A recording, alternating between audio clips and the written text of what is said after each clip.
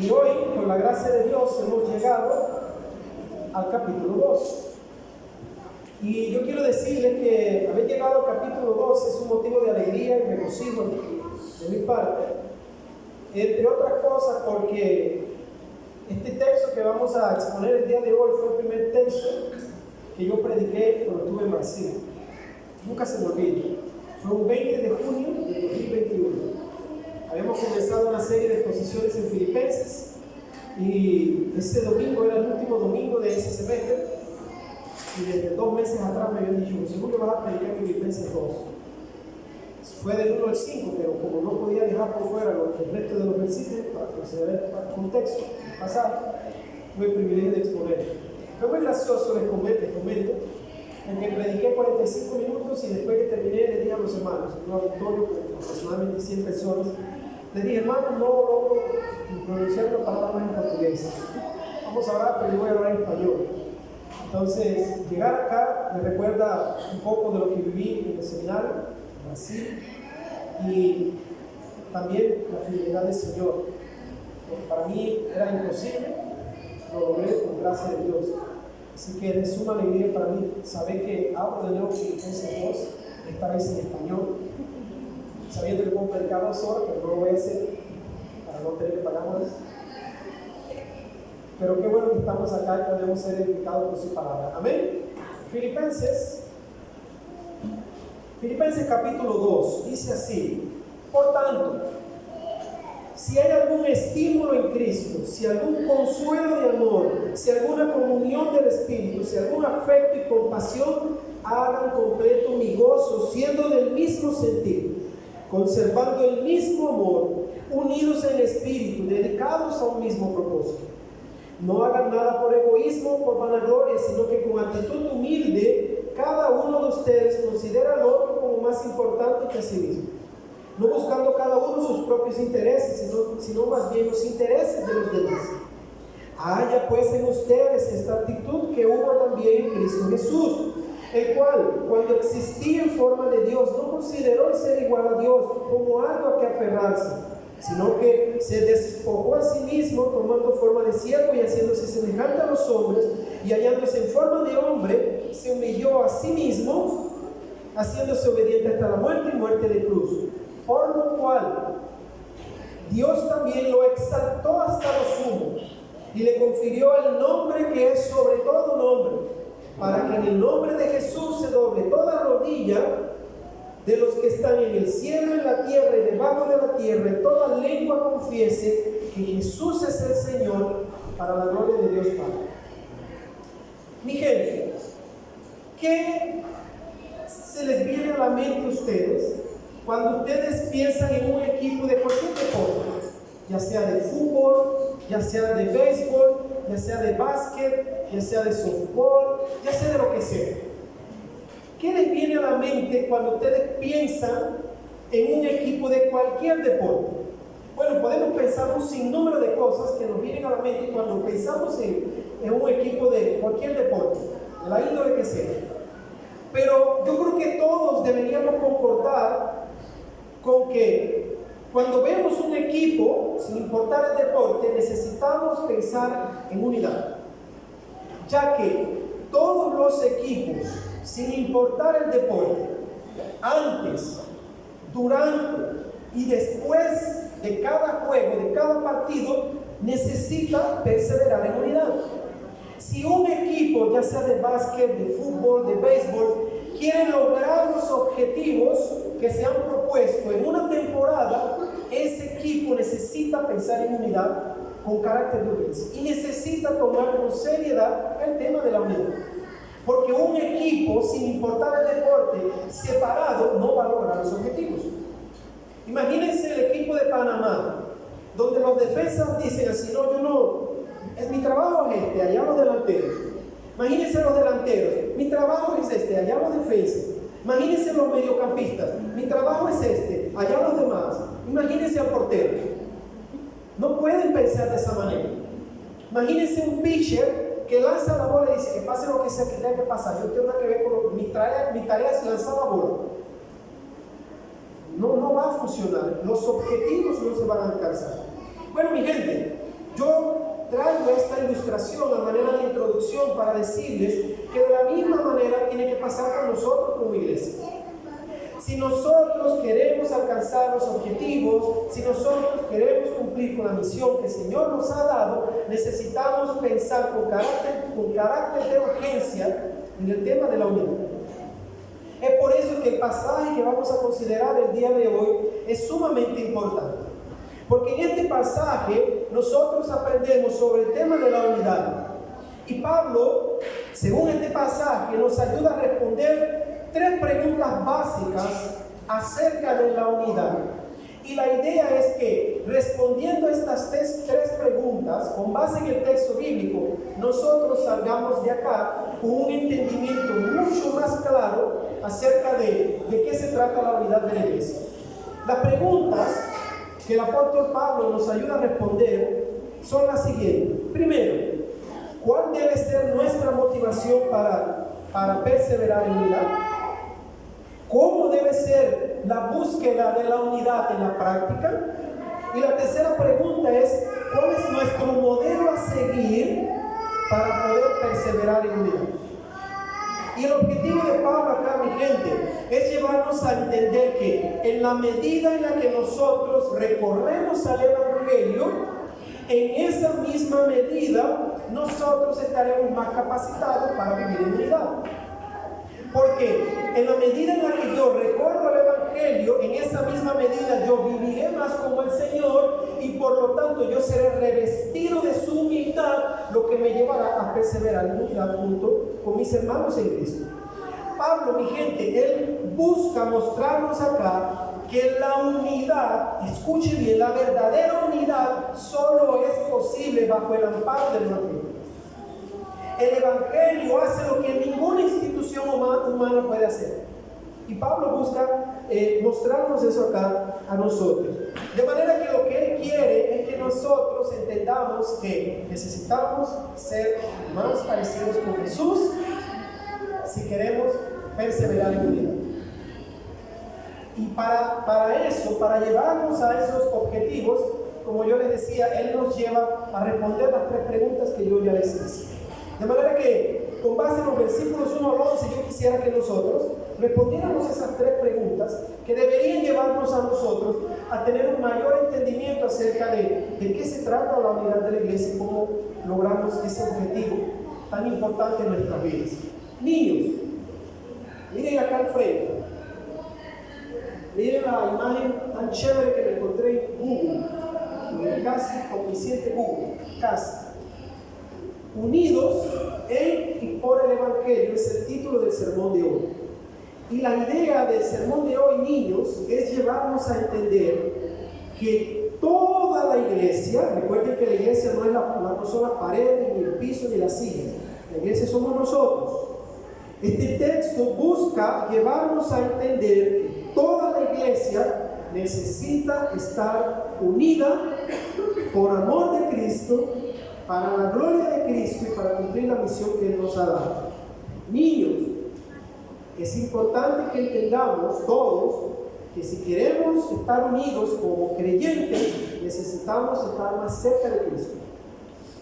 Y para estar más cerca de Cristo, niños, lo primero que ustedes necesitan hacer es creer en Jesús, es arrepentirse de su pecado y después comenzar un proceso de conocer cada vez más a Jesús.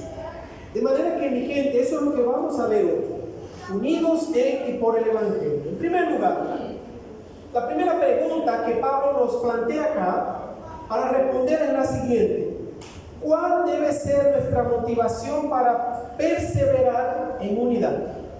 Yo quisiera llamar la atención de ustedes al versículo 2 antes del versículo 1. Quiero comenzar de atrás para adelante. ¿Por qué? Porque en el versículo 2, Pablo exhorta a la iglesia de Filipos a luchar por la unidad. Vean lo que dice el versículo 2. Él dice así: hagan completo mi gozo, o sea, llévenme a experimentar la alegría, siendo ustedes del mismo sentir, o sea, teniendo ustedes un mismo pensamiento, una mente en común. Esa es la exhortación de Pablo. Dice él, conservando el mismo amor, o sea, dándose amor mutuo, Y también dice él acá, unidos en espíritu, dedicados a un mismo propósito. De manera que en el versículo 2 Pablo nos deja una exhortación muy clara. Hermanos, necesitan perseverar en unidad. Y eso lo hacen cuando sus mentes, sus corazones, su pensamiento está alineado hacia un mismo objetivo. Eso es lo que él nos dice en el versículo 2. El versículo 2 es una exhortación a luchar por la unidad. Tenemos una misión, tenemos un objetivo y todos necesitamos apuntar hacia el mismo objetivo y juntos alcanzar ese objetivo. Ahora bien, lo interesante de estos versículos 1 y 2 es que el versículo 2 solo es posible si consideramos el versículo 1. Porque en el versículo 2 está la exhortación, pero en el versículo 1 está la motivación para cumplir con la exhortación. ¿Se entendió eso? En el versículo 2 está el mandamiento, la exhortación, la orden. ¿Cuál es la orden? Vivan en unidad. Pero en el versículo 1 está la motivación, está la base, está el propulsor que me va a llevar a cumplir con ese objetivo.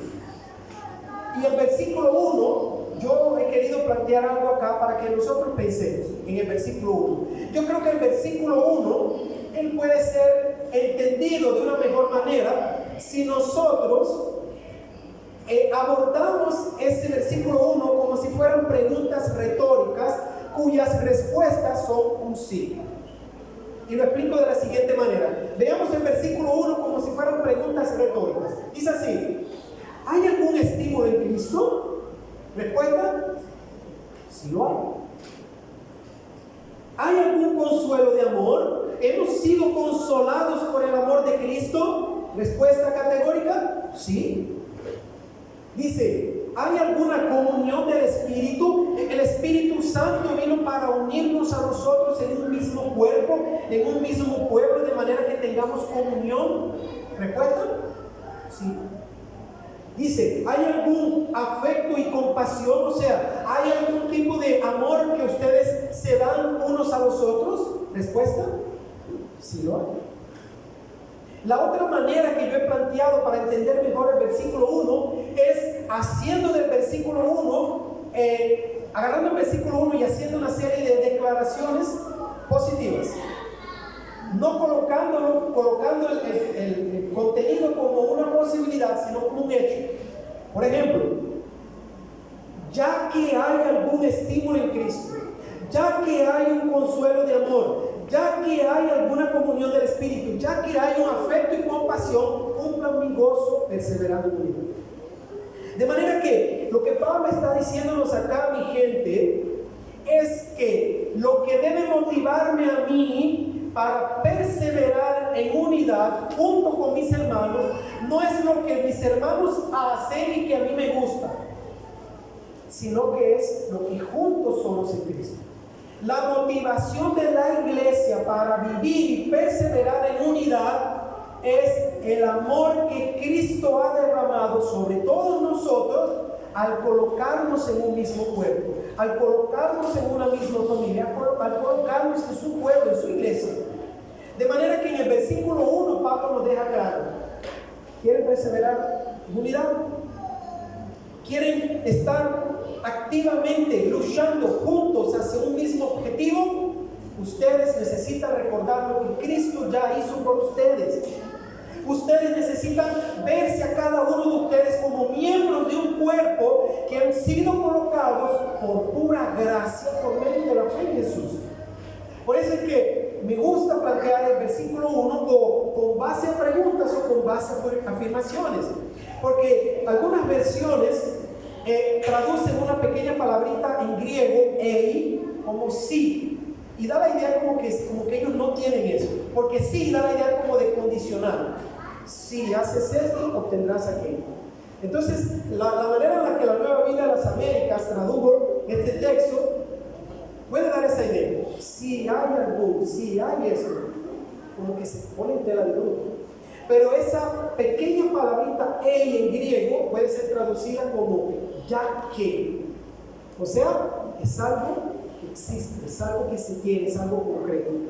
Por eso Pablo, mi gente, apunta a la cruz santos de Cristo para decirnos a nosotros: miren lo que todos somos en Cristo, miren lo que se nos ha entregado. Por lo tanto, esa debe ser la base para que juntos luchemos por preservar la unidad de la iglesia. Y esto acá es muy interesante, muy importante que lo entendamos, porque en nuestro caminar como creyentes vamos a tener diferencias, vamos a tener maneras tal vez hasta contrarias de encarar algunos temas, algunas cosas.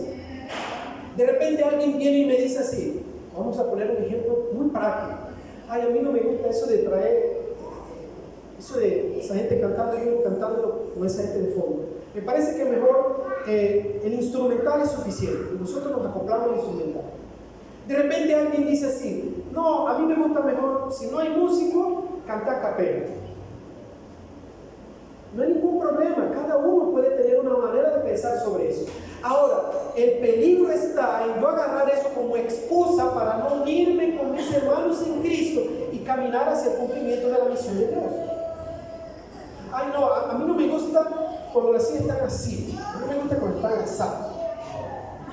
Entonces, por lo tanto, yo voy a participar para que no hablen de mí, pero conmigo no pueden. Ay, a mí no me gusta el café Durán, a mí me gusta el Palo Alto. De hecho, a mí me gusta más el Palo Alto. ¿Qué pasa? Pero compramos Durán, porque es bueno y porque es más barato. Y si no cambian el café, yo no sigo. No, mi gente. Nada de esas cosas puede ser un impedimento o puede ser algo que sea considerado para saber si yo voy a luchar en unidad junto con ustedes. Y no solo eso, diferencias de pensamiento en doctrinas que son secundarias tampoco pueden hacer que la iglesia se divida al punto de que juntos no luchemos en pro del evangelio. Yo le decía a Leini, a Citral y a Delfina anoche, mientras regresamos de la tabla, que cuando yo estuve en el seminario los últimos 2 meses de una materia llamada Teología Sistemática 4, fue hablando sobre la venida del Señor Jesús. Un tema que ha sido objeto de polémica desde el siglo II. Y era muy gracioso porque eran 3 grupos, cada uno exponiendo un pensamiento diferente sobre la segunda venida de Cristo. Y yo me deleitaba en esa clase porque eso involucraba un tema que yo amo, que es la interpretación bíblica. Y debate, y alguien presentaba, y alguien se levantaba y decía: pero Pablo dijo eso, pero Jesús dijo eso, y eso contradice tu argumento, ¿cómo te explicas eso? ¿Saben qué era lo bonito? Que a pesar de que había diferencias de pensamiento, ninguna siendo una falsa enseñanza, terminaba la clase y juntos, como hermanos, nos íbamos a la cafetería del seminario a tomar café, a hablar, a conversar, a darnos un abrazo. Tuve 2 grandes amigos en el seminario, Pedro y Adler. ¿Cómo los extraño? Me gustaba sentarme con ellos a hablar sobre teología. Y diferíamos mucho en temas específicos.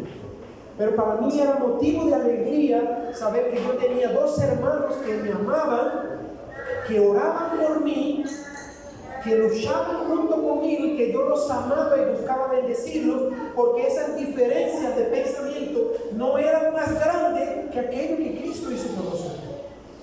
Entonces Pablo dice acá: ¿cuál debe ser nuestra motivación para perseverar en unidad? Lo que Cristo hizo por nosotros. Lo que Cristo hizo por nosotros, nada más. La segunda pregunta que Pablo nos plantea acá y que podemos responder con base en este texto es: ¿cómo debe ser nuestra unidad en la práctica? Y en los versículos 3 y 4, él nos ayuda a responder esa pregunta. ¿Qué hace Pablo en los versículos 3 y 4? Pablo nos presenta 2 mandamientos positivos y 2 mandamientos negativos. Presten atención. Cada mandamiento positivo es colocado contra un mandamiento, cada mandamiento negativo es colocado contra uno positivo. Eso lo lee el texto. Dice así: primer mandamiento negativo, dice así: no hagan nada por egoísmo o vanagloria. Ahí está el mandamiento negativo. No hagan nada por egoísmo o vanagloria. La palabra egoísmo era utilizada en el griego clásico para referirse a los políticos que hacían lo que estuviera a su alcance para alcanzar un objetivo. O sea, ellos querían llegar al poder y ellos iban a hacer lo que estuviera a su alcance, iban a pasar por encima de cualquier persona con tal de lograr sus objetivos. Eso es egoísmo. Viene de la palabra griega ego, que significa yo, es el pronombre personal en primera persona. Yo. Egoísmo, solo pienso en mí mismo. Y la palabra vanagloria, la misma palabra lo dice, es una gloria vana. La palabra gloria, doxa, significa peso. Cuando hablamos de darle la gloria a alguien, estamos diciendo, le estamos dando el peso que esa persona se merece. Le estamos dando el destaque que esa persona merece. Por eso decimos que vivimos para la gloria de Dios, para darle el peso y el destaque a Dios. Bueno, una vanagloria es una gloria que me lleva a autoexaltarme, a colocarme a mí en el centro. Entonces Pablo dice acá, ¿cómo debe ser nuestra unidad? Primero, necesitamos abandonar el egoísmo, necesitamos abandonar esa idea equivocada de que hay que hacer lo que esté a nuestro alcance, pasar por encima de cualquier persona para lograr mis propios intereses. Y al mismo tiempo necesitamos dejar de colocarnos a nosotros en el centro, abandonar la vanagloria. Y ese mandamiento negativo está en contraste con un mandamiento positivo. Versículo 2, una vez más, dice, versículo 3, perdón, dice así: no hagan nada por egoísmo o vanagloria, sino que, ahí viene el contrario, con una actitud humilde, cada uno de ustedes considere al otro como más importante que sí mismo. ¿Se dieron cuenta, no? Mandamiento negativo y en contraste un mandamiento positivo. No vivan en vanagloria, no sean egoístas, por el contrario, consideren a los demás como más importantes que ustedes. Es lo que el propio Pablo dice en Romanos capítulo 12, versículo 3, que ninguno de nosotros debería pensar de sí mismo mucho más de aquello que conviene. O sea, no seas altivo. No pienses que tú eres la última Coca-Cola del desierto. Considera a los demás como más importantes que tú. Eso es lo que Pablo está diciéndonos acá. Abandonen la arrogancia, abandonen la vanagloria, abandonen el egoísmo y en contraposición consideren a sus hermanos como más importantes. Mi gente, esto es contracultural. Esto es contracultural. Porque la cultura en la que nosotros vivimos es una cultura del juega vivo. Es una cultura donde solo yo necesito pensar en quién. Mí mismo. Los demás no me importan. Como dicen por ahí, ¿verdad? Un dicho muy cargado de egolatría: Señor, dame vida, que de lo demás me encargo yo. Eso es algo tan antibíblico y tan diabólico como no tienen idea. Pero ¿qué es ese dicho que me lleva a pensar? Al final, Señor, dame salud porque yo voy a lograr mis objetivos, cueste lo que me cueste. Dame salud y vida, que de lo demás me encargo yo. No, Pablo dice, en la iglesia del Señor Jesús no puede ser así. No puede ser así. Ninguno de nosotros debería considerarse mejor o más importante que el otro, porque somos un cuerpo. Y como Pablo explica en 1 Corintios 12, un ojo no puede decirle a otra parte del cuerpo: no te necesito, no te necesito. No puede decir eso. Todos somos importantes. El segundo mandamiento negativo se encuentra en el versículo 4, cuando Pablo dice así: no buscando cada uno sus propios intereses. De nuevo, y eso está en contraste con un mandamiento positivo, que dice lo siguiente: sino, ahí está el contraste, más bien buscando los intereses de los demás. ¿Se dieron cuenta? Es un ciclo que nos involucra a todos. Al mismo tiempo que yo abandono la arrogancia y la soberbia y esa idea de que yo soy el centro, al mismo tiempo en el que yo busco el beneficio de ustedes, cada uno debería adoptar esa actitud. Yo debería buscar los intereses de Yatsuri y el resto, Yatsuri debería buscar los intereses míos y del resto, Alevi debería buscar los intereses de Yatsuri y el resto, así como el resto debería buscar los intereses de ella, y es un ciclo. en el cual toda la iglesia está involucrada, buscando en la práctica ejercer la unidad a la que Pablo se está refiriendo. De manera que en primer lugar, mis amigos y hermanos, ¿cuál debe ser nuestra motivación para perseverar en unidad? Lo que Cristo hizo por nosotros. Ese debería ser el motor que nos impulsa. ¿Cómo debe ser nuestra unidad en la práctica? Se lo resumo de la siguiente manera: pensando menos en nosotros y pensando más en nosotros. Pensando menos en el yo y pensando más en los demás. Es así que se busca la unidad, según el apóstol Pablo. Y la tercera pregunta que nosotros tenemos acá, y la más importante de todas, es: ¿cuál es nuestro modelo a seguir? Ahí nos salió bien el paso, para poder perseverar en unidad, para poder preservar la unidad que ustedes quieran colocar ahí. ¿Cuál es nuestro mayor modelo a seguir? ¿Es Pablo? Pablo era un buen ejemplo, pero no era el mayor. ¿Es Pedro? Pedro era un buen ejemplo, pero no era el mayor. ¿Es Juan? Juan era un buen ejemplo, pero no era el mayor.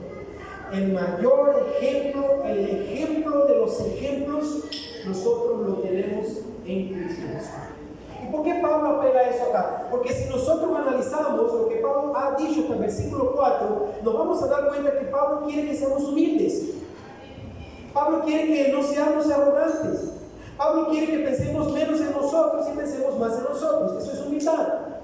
Pablo quiere que no solo me interese por mis propios problemas, sino por lo de los demás. Eso es humildad. Y para poder adoptar una humildad correcta, yo necesito ver el mayor ejemplo de humildad que la historia de la humanidad ha tenido que tendrá. La humildad encarnada, Jesús. Por eso es que Pablo dice lo siguiente, versículo 5. Haya pues en ustedes esta actitud, y la palabra actitud ahí es pensamiento, es la misma palabra que él usó en el versículo 2 para decir que debemos estar unidos en un solo pensamiento. En otras palabras, Pablo está diciendo lo siguiente: tengan pues ustedes el mismo pensamiento que hubo en Cristo Jesús. Vean que una vez más la Biblia nos exhorta a percibir que la manera en la que pensamos afectará la manera en la que vivimos. Yo no sé en cuántas iglesias se hace énfasis a un anti-intelectualismo. No, para ser pastor no necesita estudiar. No estoy diciendo que no estudie en un seminario no puede ser pastor. Hay casos en casos. Si la persona no puede, no puede. Pero si puede, debe ir. No se necesita. Como un pastor una vez dijo, eso de griego y hebreo no sirve para nada. Ah, qué bonito. Estás escupiendo en tu propio plato. Porque para leer tu Biblia, en versiones como la que tienes en tu mano, alguien tuvo que matarse estudiando hebreo y griego para poder traducir esa Biblia del griego y del hebreo a la lengua de la que tú naciste, perdón.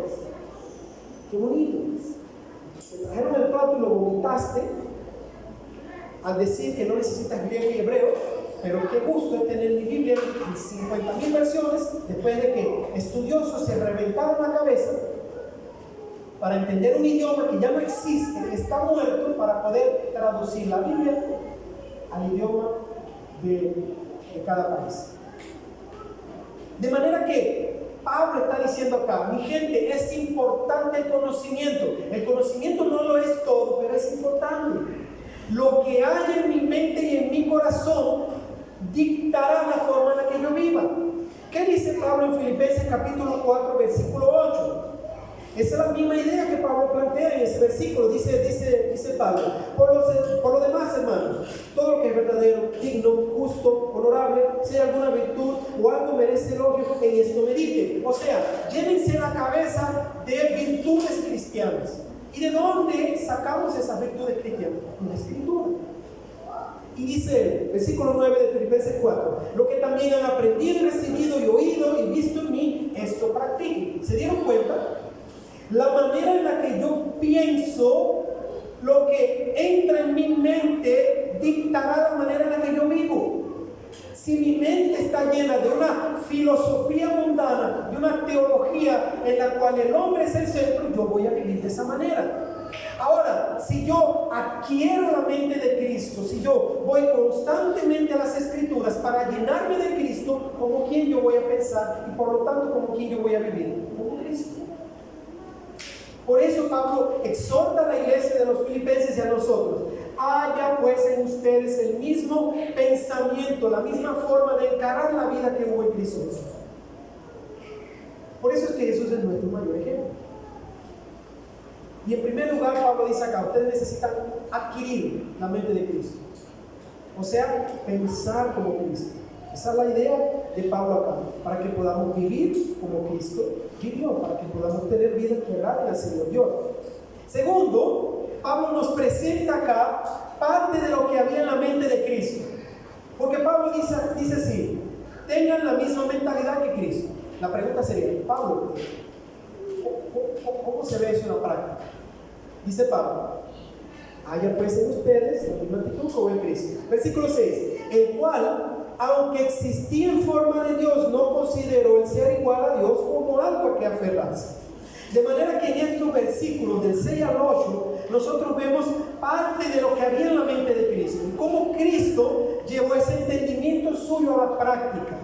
Y acá nosotros vemos la humildad de Cristo, la humillación de Cristo y la entrega de Cristo. La humildad de Cristo la vemos en el hecho de Él no haberse sentido superior a los demás. Escuchen, aunque lo era. Aunque lo era. ¿Cierto? Pablo está diciendo acá: el cual, versículo 6, aunque existía en forma de Dios, no consideró el ser igual a Dios como algo a que aferrarse. O sea, Jesús no se aprovechó de su posición como Dios para sacar ventaja sobre los demás. Y Pablo acá apela al hecho de que Jesús es Dios y hombre. Jesús es Dios y es hombre. Pero Jesús no se aprovechó de su posición para sacar ventaja. Mi gente, esto es totalmente paradójico, porque Jesús sí era superior. Acabamos de cantar, ¿verdad? Tu nombre sobre todo es. Jesús sí es superior, pero Él escogió vivir una vida de humildad. Y esto es paradójico, como yo decía. El Rey de Reyes se hizo siervo de todos. El soberano sobre el universo nació en un humilde pesebre. El dueño de todo no tenía dónde recostar su cabeza. El autosuficiente necesitó de un burro y una casa prestada. Él, quien es la fuente de todo amor, vino para ser odiado por muchos. Él, que es la luz del mundo, padeció de oscuridad. Eso es humildad.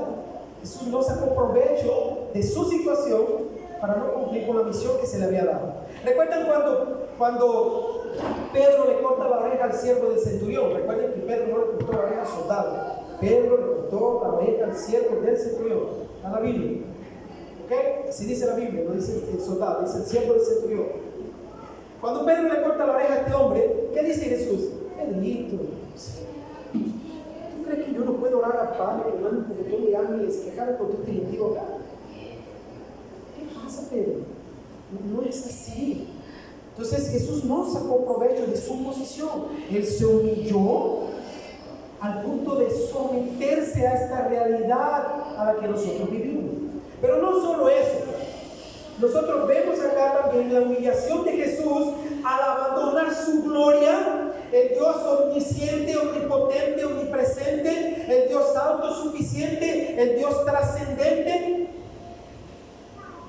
¿Qué pasó con él? Se hizo como tú y como yo. Se hizo como tú y como yo. Él se humilló. El Creador se hizo como las criaturas. Y miren lo que Pablo dice acá, versículo 7: sino que se despojó a sí mismo, tomando forma de siervo, y haciéndose semejante a los hombres, hallándose en forma de hombre, se humilló a sí mismo, haciéndose obediente hasta la muerte y muerte de cruz. Pablo usa acá un recurso literario llamado pleonasmo. Pleonasmo no es otra cosa que redundancia. Por ejemplo, Pablo dice: Cristo se despojó a sí mismo. Pregunta: ¿yo puedo despojarme a Kelvin? Eso está como raro. Yo puedo despojar a aquel, pero despojarme a aquel no. Yo solo puedo despojarme a quién. A mí mismo. Me humillé a mí mismo. Yo solo puedo humillarme a quién. A mí mismo. Puedo humillar a él, pero humillarme, ese pronombre ahí apunta a mí mismo. Entonces Pablo dice acá, Jesús se humilló a sí mismo y Jesús tengo la palabra en portugués, Jesús se humilló a sí mismo y Jesús también, versículo 7, se despojó a sí mismo. Jesús se despojó a sí mismo y se humilló a sí mismo. Pablo está usando un recurso literario llamado pleonasmo para darle énfasis a algo. En otras palabras, Pablo está diciendo, miren la tamaña humillación de Jesús, que se hizo como nosotros. El Dios encarnado se hizo como nosotros. Y vemos la entrega de Jesús cuando Pablo dice acá que Él se humilló a sí mismo haciéndose obediente hasta la muerte y muerte de cruz. ¿Ven lo que Pablo apunta acá? La humildad de Jesús, la humillación de Jesús, la entrega de Jesús. Mi gente, todo eso no se les olvide, es por amor a ti, por amor a mí. Jesús no pensó en sus propios intereses, aún cuando estaba en el Getsemaní, llorando, diciendo, Señor, mi alma está profundamente abatida. Él le dice, Señor, que se haga tu voluntad, no la mía. Yo estoy dispuesto a recibir en la cruz del Calvario toda la ira que los pecados de mi pueblo merecen, aunque yo sea justo, santo y perfecto, por amor a Él. Jesús no pensó en sí mismo, Jesús pensó en nosotros. Y Pablo está diciéndonos acá, queremos perseverar en oración, necesitamos adoptar la misma postura de Cristo. Necesitamos estar dispuestos a pagar el precio que sea necesario por amor a los demás. Por amor a los demás. Por eso Pablo dice, aquel que no conoció pecado por nosotros, Dios lo hizo pecado para que nosotros fuésemos hechos justicia de Dios en él. Dios trató a Cristo como el peor de los pecadores, siendo el justo, santo y perfecto, y Dios me trata a mí ahora por lo que Cristo hizo, como si yo fuera justo y santo y perfecto, siendo yo un pecador. Y Pablo dice acá, ¿quieren perseverar en unidad? Sí, Pablo, ahí está el ejemplo de Cristo. Ahora, ¿qué es lo interesante con todo este pasaje? Que a manera de conclusión, Pablo nos dice que a pesar de lo que Cristo pasó, fue difícil, haberse hecho hombre, haber vivido una vida limitada, haber muerto en la cruz del Calvario, haber sido rechazado. A pesar de todo eso, la historia no terminó ahí. Aquel que murió en debilidad, resucitó de entre los muertos con gran poder y gloria, subió a los cielos y está sentado a la majestad de Dios, reinando sobre todo y sobre todos.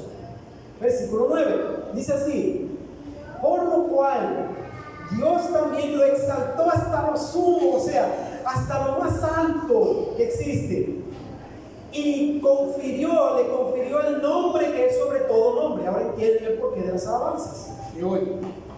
Ahora entienden el porqué. Y le confirió el nombre que es sobre todo nombre, para que en el nombre de Jesús se doble toda rodilla de los que están en la tierra, en los cielos y debajo de la tierra, y toda lengua confiese que Jesús es el Señor, para la gloria de Dios Padre. Y gente, lo que Pablo está diciéndonos acá es lo siguiente. Si bien es cierto, ninguno de nosotros será exaltado como Jesús lo hizo. Lo que sí es cierto es que a todos nos espera el mismo lugar en el que está Jesús. Por lo tanto, vale la pena adoptar la misma mentalidad de Cristo en este mundo, entregándome por amor a mis hermanos, por amor a la misión que el Señor nos ha dado, por amor a la preservación de la unidad, para la gloria de Dios. Porque al final de cuentas, el lugar donde está Cristo es el lugar que nos aguarda a nosotros. Ahora, no me deja de llamar la atención que el centro del pasaje es el propio Cristo, y no la unidad, y no los filipenses. Es Cristo el centro del pasaje, el cual nos deja el mayor de los ejemplos de cómo debemos de vivir la vida cristiana. Mi gente, déjenme decirles algo. La declaración de Pablo acá es profundamente teológica y profundamente práctica. Porque Pablo nos está diciendo, ese Jesús que fue rechazado por un grupo de personas que le escupieron la cara, que le golpearon en la cabeza, que lo vistieron de rey para burlarse de él. Ese Jesús no es un simple mártir.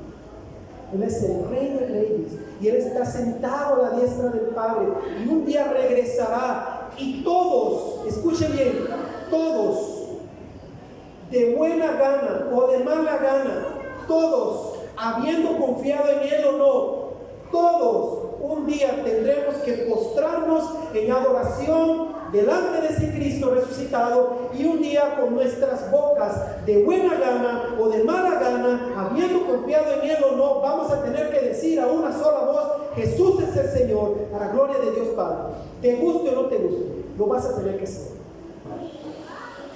Por lo tanto, hazlo de buena gana. Confía en Él hoy. Arrepiéntete de tus pecados.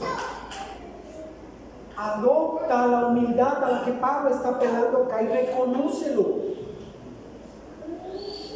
Eso es lo que Pablo nos está diciendo. Ese es el mayor ejemplo que nosotros tenemos. Ese Señor exaltado que un día regresará en gloria y todo el mundo tendrá que postrarse en adoración. Puede ser hoy, ojalá que no sea. Puede ser mañana, no lo sabemos. Puede ser de aquí a 100 años. La Biblia dice que solo el Padre lo sabe. Pero si la Escritura dice que va a pasar, va a pasar. Va a pasar. Yo quiero terminar con por lo menos 2 aplicaciones que este texto nos deja. Por lo menos 2 aplicaciones. Voy a avanzar acá. La primera aplicación que este texto nos deja es que este pasaje es un recordatorio claro de que la verdadera unidad en amor y en hermandad solo es posible cuando estamos unidos a Cristo por la fe. Mi gente, lo que ningún partido político, lo que ningún equipo de fútbol, lo que ninguna institución humana ha podido lograr, Jesús lo hizo con su sangre. Unir a gente tan diferente como nosotros en un único pueblo, bajo una sola dirección, hacia un solo propósito. Por favor, tómese el tiempo de leer después Efesios capítulo 2, del versículo 11 en adelante, para que usted entienda un poco mejor de qué yo estoy hablando. El Señor Jesús con su sangre es capaz de hacer lo que nadie en la historia ha logrado hacer. Unir a personas tan diferentes para un mismo pueblo. Por eso, mi gente, yo quiero que rescatemos un principio muy importante. Y llévese eso a su casa. Lo que nos une es muchísimo más grande que aquello que nos separa. Lo que nos une, o sea, Cristo Jesús, su sangre preciosa derramada en la cruz en nuestro favor, es lo que nos debe unir, y es mucho más grande que las diferencias que nosotros tenemos en el mundo. No permitamos que nuestras diferencias nos separen. Me llamó mucho la atención un acto de amor de un hermano de una iglesia de Panamá en esta semana. El martes me escribió, me dice: ¿cuál es tu agenda mañana? No, el miércoles me escribió: ¿cuál es tu agenda hoy? Salgo del trabajo, me voy a reunir con una persona, llego a la casa, ceno, me voy a reunir con otra persona, termino, también con 3:30, voy a aprovechar para estudiar un poco, aprovechar tiempo. ¿Por qué? Quería conversar contigo sobre cómo estás. Se dio cuenta. Tiene que ver con nuestra iglesia. No viene aquí a predicar, a dar clases para predicar o a evangelizar en Chipre. Pero al final de cuentas, la misión que Dios le dio a su iglesia se la dio a nuestra iglesia. Porque al final somos una sola iglesia, ¿cierto? Somos un solo cuerpo. Lo que en teología se le conoce como la iglesia universal. Entonces ese muchacho está preocupado con otro muchacho que está guiando a un rebaño junto con otro muchacho hacia el cumplimiento de la misión de Dios. Si vamos a hablar sobre el bautismo, vamos a tener un debate fuerte entre él y yo. Porque cree que se puede bautizar a los niños, no como el catolicismo romano. Yo creo que no. Pero esa diferencia secundaria es menor el abismal peso que tenemos juntos al saber que pertenecemos a Cristo. Piense del bautismo de esa manera, no hay ningún problema. Lo importante es que juntos caminemos hacia un solo objetivo. Hermanos, los hermanos de otras iglesias son nuestros hermanos, no son nuestros enemigos. catolicismo romano lo es, no el católico, el catolicismo romano. La teología de los testigos de Jehová, no los testigos de Jehová. Eso sí es nuestro enemigo. El mormonismo es nuestro enemigo, el islamismo. Eso sí, no las personas. Esa idea que ellos predican. Pero las personas que en otras iglesias se reúnen así como nosotros, teniendo una fe genuina en el Señor Jesucristo, son nuestros amigos y hermanos, no son nuestros enemigos.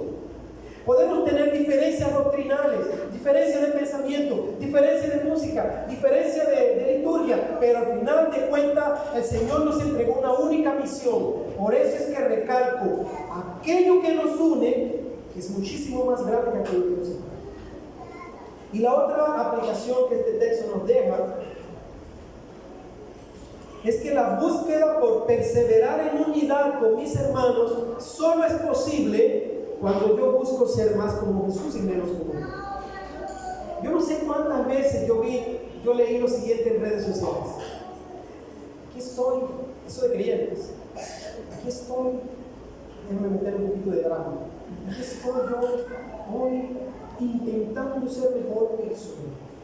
Aquí estoy yo intentando ser un mejor ser humano. Eso está, ¿saben cuál libro? En el libro de Inventario, capítulo 7. Eso no está en las escrituras. Yo no soy llamado a ser mejor yo. ¿Saben por qué? Porque no hay un mejor yo. No hay un mejor yo. No hay una mejor Delfina. No hay un mejor Kelvin. No hay un mejor Ramón. El llamado de las escrituras es a negarme a mí mismo. Porque yo soy un ser caído, pecador. El llamado de las escrituras es a ser más como Jesús. Porque aquellos que fueron predestinados, dice Pablo en Romanos 8:29, aquellos que fueron llamados, fueron predestinados para ser conforme a la imagen de su Hijo. El fin último de la vida cristiana es que nosotros pasemos por un proceso de transformación, proceso que me dice que cada día yo debo parecerme más a Jesús. Eso sí. Yo leo un creyente o escucho un creyente que dice: estoy luchando con mi pecado, orando, perseverando en mi lectura bíblica porque quiero ser más parecido con Jesús. Eso me impulsa a mí a querer ser más parecido con Jesús. Esa es la meta de la vida cristiana. ¿Queremos perseverar en unidad? Necesitamos abandonar el yo y necesitamos adentrarnos en esa búsqueda constante, continua y diaria de ser más parecido con Jesús. Porque recuerden que Él es nuestro mayor ejemplo. Él es nuestro mayor ejemplo. Yo termino diciendo lo siguiente: mantenerse unidos a pesar de las diferencias es algo que puede darse porque el Señor derribó la mayor barrera que nos separa. Lea el texto de Efesios en casa. Ahora, en Cristo Jesús y siguiendo su ejemplo, podemos adoptar una unidad humilde, una actitud humilde, que nos lleva a buscar el bien común mientras perseveramos juntos en toda la misión que se nos ha entregado. Que el Señor nos bendiga. Mi exhortación es que esto que acabamos de escuchar lo llevemos a la práctica. Pensemos menos en nosotros, pensemos más en los otros, y todo eso se da en la medida en la que buscamos ser más como Jesús. Amén. Vamos a orar. Póngase de pie.